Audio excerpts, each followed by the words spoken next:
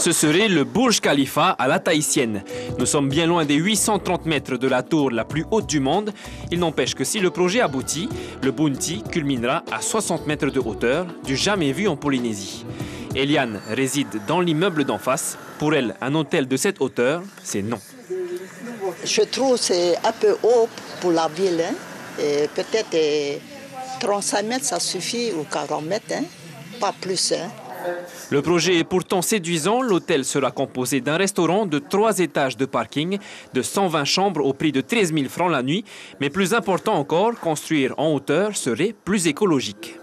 On a tendance à construire des petits immeubles selon les différents PGA. Et on s'étale de plus en plus, on imperméabilise les sols.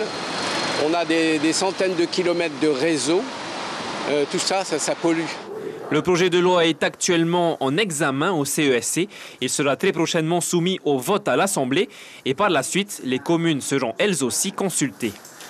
Il faut s'interroger sur la bonne intégration de ce type de bâtiment dans le paysage urbain, sur les conditions de son entretien, c'est-à-dire la solidité aussi financière des promoteurs. Il y a aussi la vie de la population qui est importante. Est-ce que demain notre population est prête à accepter ce type de bâtiment dans sa ville ? La construction du Bounty nécessitera près de 4,5 milliards de francs d'investissement, une somme qui pourra être défiscalisée à hauteur de 75% par le pays et la France. L'information en continu sur Polynésie la première, Internet et réseaux sociaux.